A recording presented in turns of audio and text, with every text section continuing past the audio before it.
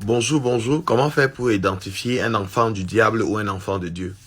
Plusieurs personnes croient que c'est quand on est baptisé, c'est quand on est confirmé, c'est quand on part à l'église chaque dimanche qu'on est un enfant de Dieu. Arrêtez la sorcellerie. Votre présence dans des synagogues ne fait pas forcément de vous des enfants de Dieu. Culte vient de culture, et culture c'est une façon de vivre. C'est ta vie qui détermine si tu es un enfant de Dieu ou un enfant du diable. Écoute-moi bien ce matin.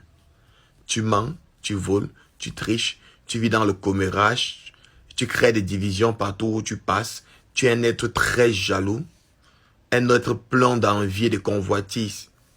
Tes yeux sentent le meurtre, toujours en train de détester les autres, en train de créer des confusions dans la tête de tes voisins, de tes amis et même dans ta famille. Et chaque dimanche, tu es à l'église et tu pries, tu donnes ta dîme, ton offrande aux fêtes.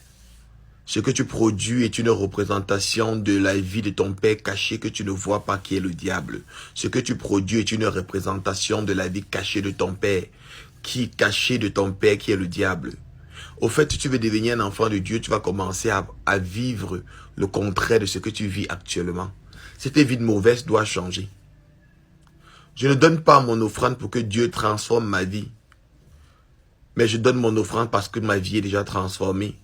Et c'est un signe de reconnaissance à l'égard de Dieu.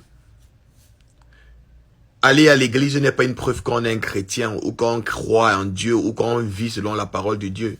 Jésus a dit, il est le chemin, la vérité et la vie éternelle. Il a dit qu'il est le chemin, la vérité et la vie éternelle. Il n'a pas dit qu'il est les églises, le chemin et la vie éternelle.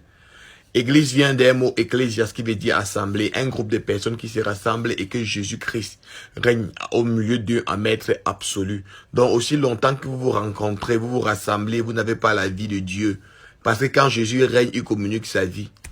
Vous ne saurez dire que vous êtes dans une synagogue ou dans une communauté chrétienne.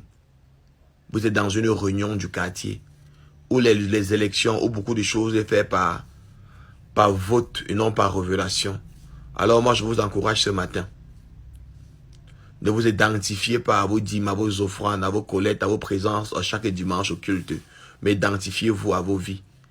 Un enfant de Dieu ne fait pas le commérage. Un enfant de Dieu n'est pas jaloux. Un enfant de Dieu a une vie intègre. Personne ne peut produire la vie de Dieu s'il ne porte Dieu en lui. Personne ne peut porter la vie de Dieu s'il ne porte Dieu en lui. Alors arrêtez de croire que celui qui ne part pas à l'église n'est pas un chrétien. Ou celui qui part à l'église est un chrétien. Au fait, c'est ta vie qui détermine si tu es un chrétien ou pas. Chrétien vient d'un mot Christ, vivre comme lui, vivre comme il a vécu. Alors à chaque fois que tu vis comme Christ a vécu, tu annonces sa mort et sa résurrection et tu proclames la bonne nouvelle par ta vie. Il faudrait tout simplement ajouter à ça la proclamation de sa parole. Que le Seigneur vous bénisse. Soyez fortifiés dans le merveilleux nom de notre Seigneur Jésus-Christ.